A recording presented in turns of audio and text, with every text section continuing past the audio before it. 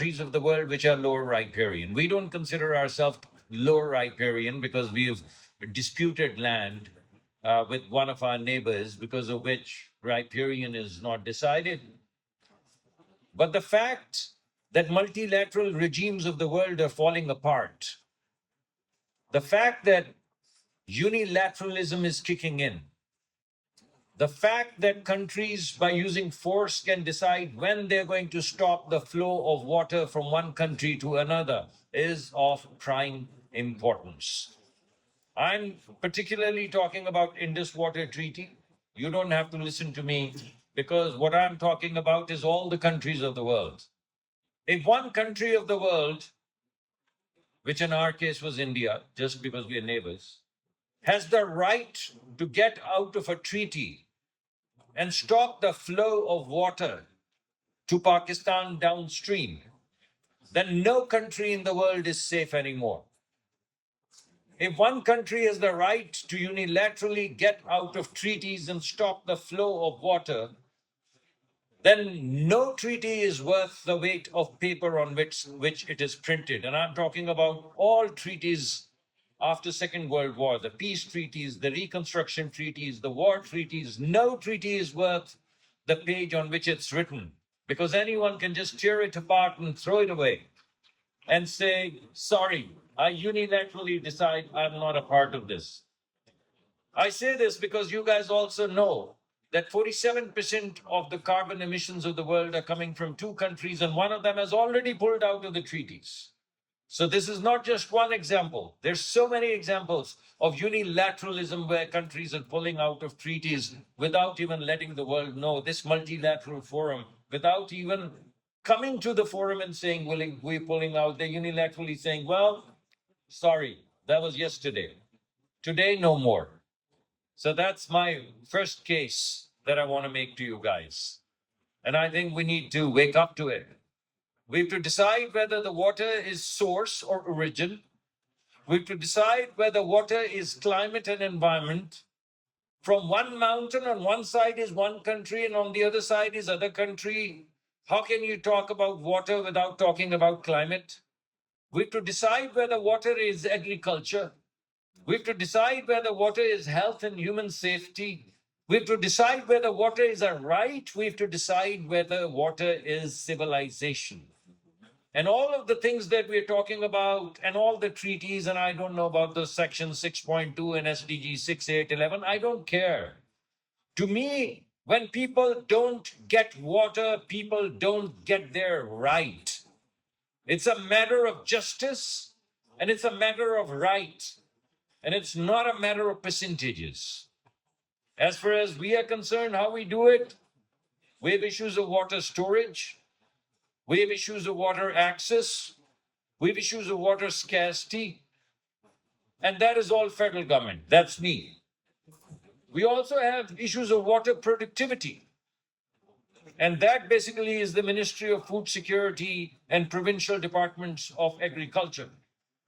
Because you know why? Why I say this? Because the entire world talks about water storage dams and so on and so forth, without realizing that 3 to 4 million acre feet of water storage, which requires a 6 million acre feet of dam, is equal to 3%, just 3% improvement in water productivity yields vis-a-vis agriculture. So you can use trillions and billions to build up dams, or you can improve your water productivity in agriculture just by 3%. 1% a year means every 3 years you have a 6 million acre foot dam. And that is the importance of water productivity. I would also like to highlight the issue of water quality. 80% of the people of Pakistan don't have all of these criteria of WASH. 75, 80%, it's anyone's guess. 20 million people, not 20 people, not 200 people, not 20,000 people, not 200,000 people. 20 to 30 million people do not have safe drinking water. We have riverbeds which are becoming sewers because untreated water by industries And also the human and animal waste is just getting flushed directly into the rivers. Why am I saying all of this? I'm saying all of this because I'm inviting to Pakistan for investments. This is an investment forum. I've met a lot of people, especially the Asian development finance people, who just told me that they invest in infrastructure. When we look at the burden of water on health, when we look at the burden of water on our economy, when we look at all of these burdens and we put off 60 to 70% of all diseases and illnesses in Pakistan are waterborne. So I'm sorry, I don't know if I've run out of time. Yes. Oh, I'm so sorry. So I would like to invite, I'm available. Madam Minister of State is here. We are available. Anyone who wants to invest in Pakistan, I promise you will make it worth your while, whether it's investment in dams or investments in barrages or investment in agriculture or investments in safe drinking water. We are committed to doing it, and we'd like to invite you to Pakistan. But I want you to know one thing: we're going to do it with you or without you. If we do it with you, it might take us 5 years. If we do it without you, it might take us 15. But by God, we are doing it because we're doing it for our own children. Thank you very much. Thank you so much. And thank you for bringing the scope of the problem to the table. I think I heard correctly, 20 to 30 million people just in Pakistan don't have access to water. And that means that they don't have access to other things, agriculture, health. So really bringing back to the scope of the challenge, but also of the investment opportunity, I think, as you're putting it, is very important. Let's now turn our attention to South Africa. Minister Malobo, the water and sanitation is already a constitutional right, as we understand in South Africa. But what does it mean for it to be a constitutional right in practice? How has this translated into actual public policies and coordination with local government, especially in the rapid urbanization pace that South Africa and many other countries are facing? Thank you very much, and to the panelists, and thanks to the leadership of the government of Burundi and Nepal for organizing this session.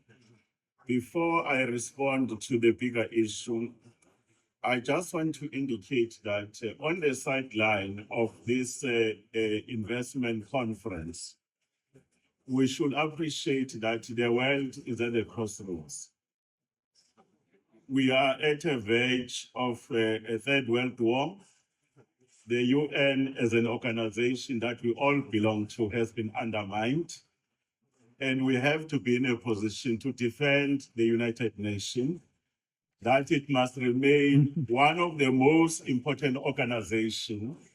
So the challenges that are faced by humanity can be resolved.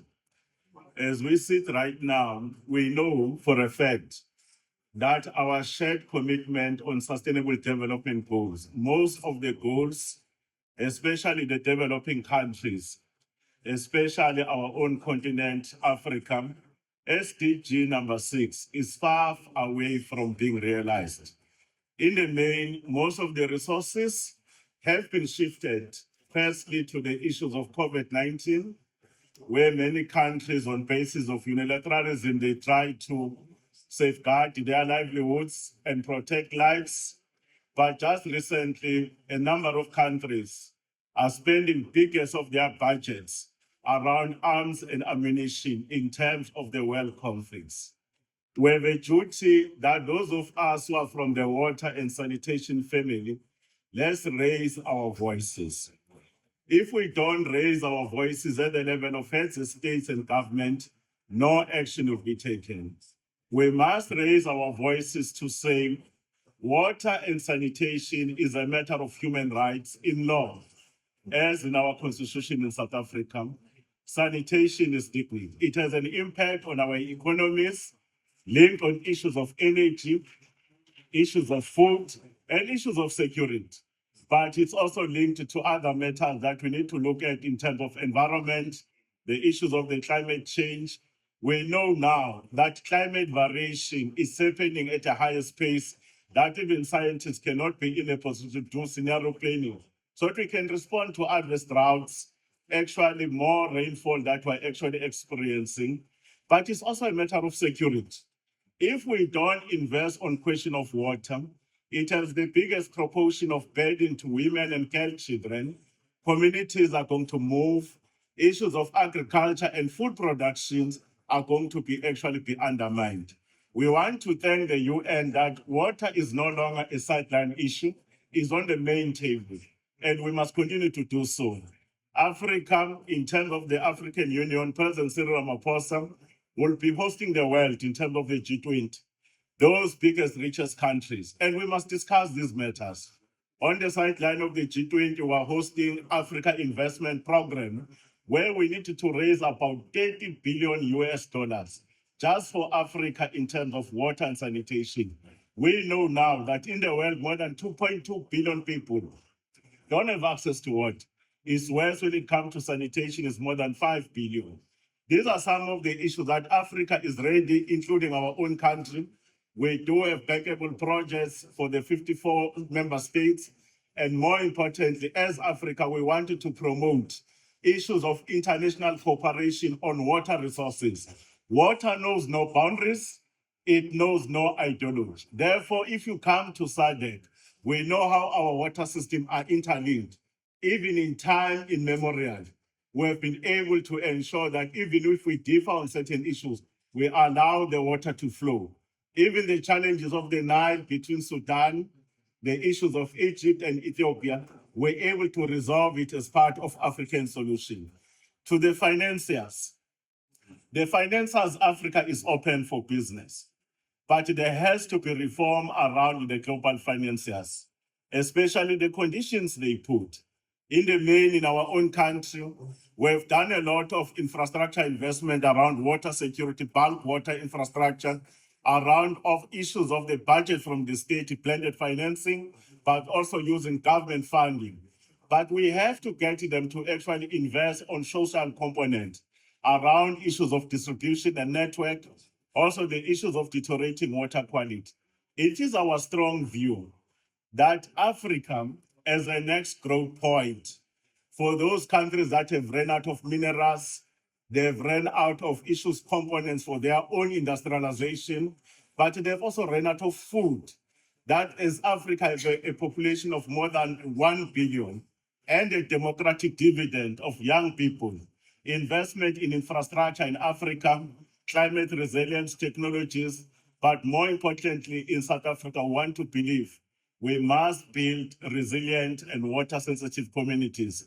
We will not be able to address the issues of water and sanitation if communities don't have a say.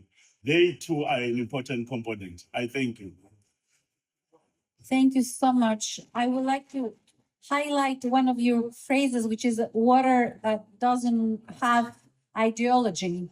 I think this is important to remind ourselves, and also a reminder of all eyes are in South Africa for the G20 and see how that leadership from Brazil to South Africans translating. And so it's important to see after this great gathering, what is the next phase of multilateralism? And let's see if this topic is also in the G20 meeting. Now we're going to go to América Latina y vamos a escuchar un poco sobre la experiencia de México. Su Excelencia, buen rostro, Monsieur, nos gustaría escuchar cómo estos compromisos de alto nivel en México sobre agua y saneamiento se han traducido al trabajo con los gobiernos locales, por ejemplo, o se han traducido en cambios o incrementos en el presupuesto para este sector. Muchísimas gracias. Buenas tardes a todos. Sobre todo, what I would like to say, first of all, is what you said, water has no ideology. That's a very important fact. Secondly, I am very happy. I heard the comments made by the ministers. On the one hand, international law and the order based on rules is very important. We are here because we're seeing also the world. Everybody thinks that they can do whatever they want if we do not sustain the international law order. It's a rules-based order that we have created precisely so that we can respect each other and so that we can agree and come to treaties or to agreements. And that is so important, particularly in the years to come. Starting today in Sevilla, we need to find that. And then, of course, the call that has been done for investment, I think it's very important by the ministers. The same as Africa needs those investments, the Latin America region also need investments coming into the water section. But coming to the question that I have been asked, I would just like to say that Mexico is very proud to contribute to this collective effort to advance sustainable financing solutions for water and sanitation challenges that are fundamental for human dignity. For my country, for Mexico, water and sanitation are not just infrastructure challenges. They are at the heart of our national development strategy. We have launched the National Water Policy for 2024-2030, which aligns federal, state, and municipal plans behind a single vision, warranting the human right to safe water and sanitation for every person, strengthening climate resilience, and safeguarding our water resources for future generations. And translating that political mandate into actual budget lines required a second milestone, which is our national agreement for the human right to water and sustainability. That was negotiated 1 year ago with the full involvement of civil society, organizations, academia, indigenous peoples, and the private sector. The agreement moves to quantifiable targets, and let me highlight two. 2.8 billion cubic meters will be recovered from irrigation districts through modernization and leak reduction. And two, 126 million cubic meters will be returned to public use by the industrial sector, supported by investments of over 1.1 billion US dollars. Achieving this level of commitment did not happen by chance. There were three enabling factors. First, political leadership at the highest level. Water is now a standing item in the government's weekly agenda. Every major public investment decision must show how it contributes to water security and to climate resilience. Second, coordinated governance. We established interinstitutional committees where federal ministries, state governors, and municipal authorities plan together, backed by legally binding performance contracts. And this ensures that national promises are co-owned and co-funded by subnational partners and local communities. And three, pragmatic budgeting tools that regard good practice. Federal funding for water services is now partially performance-based. This means that local water providers must meet specific criteria in order to access the highest level of financial support. And in order to get that support, they need to qualify through a pricing structure that allows to recover the cost of service delivery, transparent financial reporting, and inclusive governance, including the participation of women in leadership and decision-making roles. And we are seeing already positive outcomes from this approach because municipal water providers that once struggled with chronic budget shortfalls are now managing the resources more effectively. And I want to stress that gender equity, sustainability, and attention to vulnerable communities are not afterthoughts. So our reclaimed industrial water is being piped to peri-urban settlements facing chronic challenges and shortages. And by making budget support conditional on these social and environmental safeguards, we convert short-term expenditures into long-term resilient outcomes. So I thank you. I just hope that it was clear enough, but I think that Mexico has undertaken a very important step forward when it comes to the water policy, and it's a pleasure to be here this afternoon. What does this mean on the ground? And specifically, we'd like to hear a little bit about the bond, the green bond in Tanzania, and how that came about. Thank you so much. Thank you, Anna. I mean, first of all, singular honor to be part of and add our humble perspective to what the excellencies have provided. Thank you for allowing us to be part of this forum. So His Excellency Vice Minister from Netherlands, Excellencies from Burundi, Nepal, Mexico, Pakistan, South Africa. Really, just to take a moment to say UN Capital Development Fund, many of you may not know, was established by all of you as an instrument to really focus foremost on unlocking capital for LDCs and those in fragile conflict affected situations. And we're very, very honored to have been mentioned in the FFD outcome document 33M to say that, encourage UNCDF to support, to come in as early stage risk absorber. Because what we are here and what we're hearing is for development finance to flow, for private capital to be mobilized, we need to ensure that we have capital that can take the risks. And take the risks, first of all, make sure with all the reforms discussion that there's a difference between what is a perceived risk and a real risk. And know, as many of our excellencies have said, there are projects that are financeable, investments that can flow. And UNCDF, by General Assembly mandate, as a unique mandate where we can take in donated capital and convert it into concessional capital, catalytic capital, in the form of loans, guarantees, and first loss position to pave the way for other kinds of capital from MDBs, DFIs, private sector to flow. And we are very, very happy, therefore, to share the example of what has been a landmark subnational bond issuance in Tanzania for water infrastructure.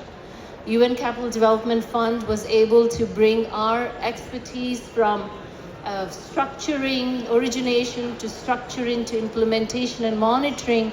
And this ranged from advisory on how to structure the bond, look at policy, regulatory environment, work with capital market regulators to local governments, with pension funds, with city mayors, to be able to issue a 20 million bond, which over 60% subscribed by domestic private investors.